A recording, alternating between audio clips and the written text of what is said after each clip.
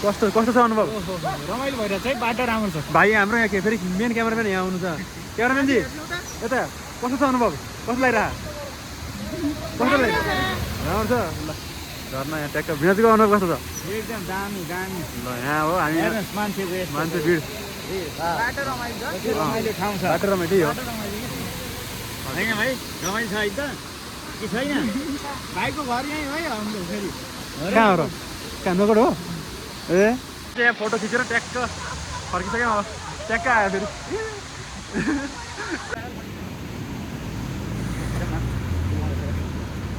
ट्याक्क त्रिशुलीको पुलमा हामी ट्याक्क आइपुग्यो अब यहाँ हामी फर्केर जाने भन्ने हाम्रो ऊ छ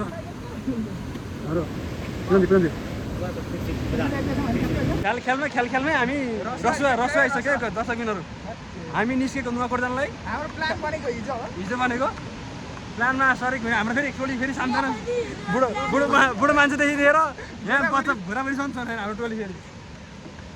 हाम्रो जेनजीदेखि लिएर बुढाबुढी मान्छेसम्म सबै यहाँ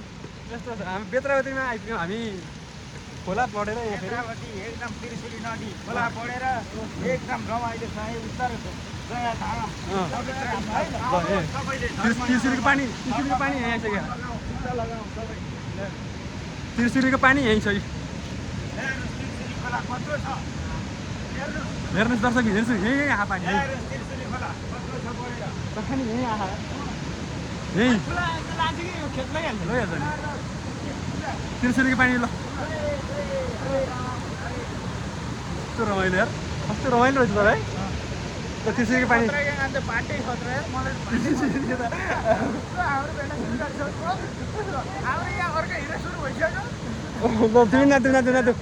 हामी चाहिँ ट्याक्क यहाँ बेत्रावतीको उसमा आएर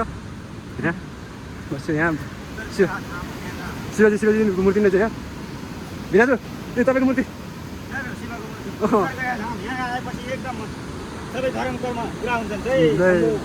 जय शम्भु ल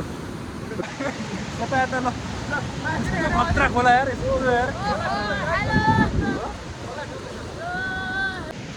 यस्तो खतरा पानी यार यही छ क्या यत्रो पानी यार यस्तो डर लाग्ने अरे उता आउँछ कहिले काहीँ त यस्तो डर लाग्ने क्या ल ल हामी चाहिँ अब यहाँबाट फर्किने अब घाम पनि भयो है स्टुडेन्ट गएको त यहाँ स्टुडेन्ट गइरहेको छ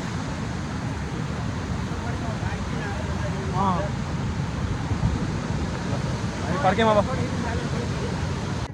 जिल्लाभित्र पर्ने हजुर उत्तर गया धाम राम जानकी मन्दिर भएको ठाउँमा दर्शन गरेर हामी फेरि अब हजुर हामी उता जाँदैछौँ कता नौवर दरबार क्षेत्र हजुर त्यहाँ गएर हामी एकछिन विश्राम गरेपछि दरबारको अवलोकन गरिन्छ हजुर त्यसपछि हामी चिया नास्ता खाएर हजुर दुप्तेश्वर महादेवको दर्शन गरेर लागिन्छ त्यहाँबाट घरतिर लागिन्छ त्यसपछि घरतिर हामी लागिन्छ अहिले चाहिँ कति बजे 1:30 होला ल नुवाकोट दरबारमा हामी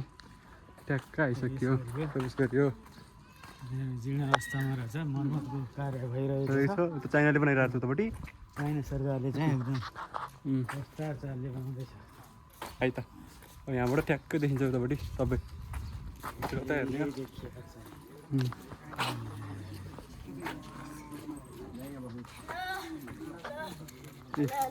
हेलो हेलो के छ खबर के छ कहाँ भन्दै तिमी ल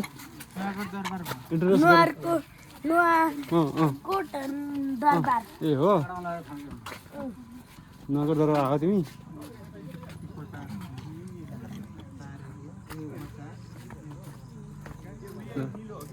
यस्तो छ यहाँबाट त्यो है यो अब ठाउँ ठ्याक्क थाहा छैन हामीलाई न कहाँ हुने ठ्याक्क थाहा हुन्छ नि पूजनजीको फोटो के खतरा खिचेँ मैले यार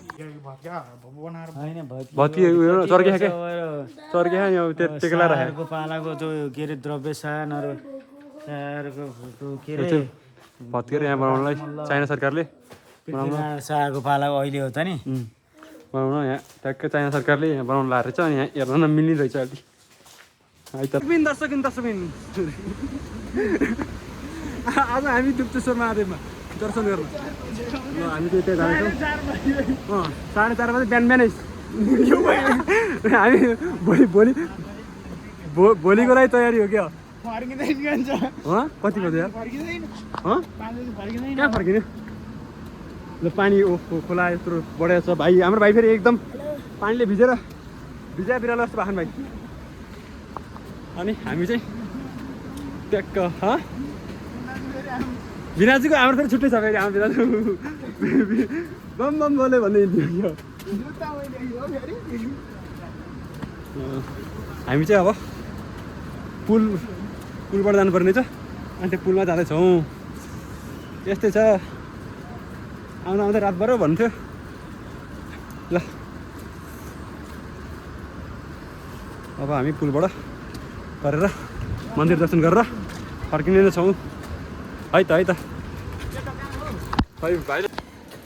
पुजनजी बताइदिनुहोस् कस्तो यो हामी धर्म कर्म त खतरा गर्ने के यस्तो पानीमा भिजी बिहान दिउँसो नभनिकन बेलुकीसम्म भयो नि धर्म चाहिँ गर्नु पर्दैन र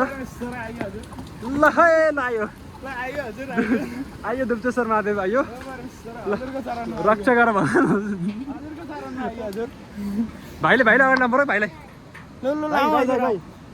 अगाडि ल हामी चाहिँ अब दुप्चेश्वर महादेवमा जानलाई हामीसँग एक टोली छ हाम्रो फेरि बच्चादेखि बुढासम्मको टोलीले रमाइ भइरहेको छ ओहो जलङ्गे पुल हल्लिँदो रहेछ फेरि है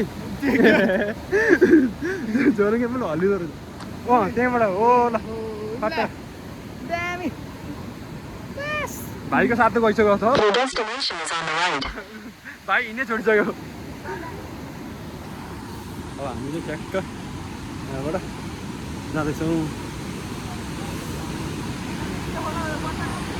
हजुर ल मैले आइरहेको भ्लगमा आउँछ भ्लगबाट हेर्ने यस्तो खोला बढेर ओहो हेर्नुहोस् दर्शक प्रत्यक्ष प्रसारणमा देखाइरहेको छु घरै बसी दुप्चेश्वरको दर्शन गर्नुहोस् अहिले फर्किँदाखेरि हामीलाई के पहिला दर्शन गरेर फर्किनु न ल अहिले चाहिँ ट्याक्कै कति बजी भिना चाहिँ ट्याक्कै भनिदिनु त 4:15 हामी दुप्चेश्वर महादेवको दर्शन गर्न आइपुगेका छौँ ल यसो चाहिँ यहाँ बाटो बनाउँदै रहेछ त्यहाँ अलिकति पानी परेर फेरि है त ल फाइनली हामी दुप्चेश्वर महादेवमा दर्शन गर्नलाई हाम्रो यहाँ टोलीसँग के छ मन्दिर दर्शन गर्न आयो होइन दुई ठाउँ कस्तो दौडेर आयो कस्तो खतरा रहेछ यहाँ त यस्तो ट्याक्क पानी माथिले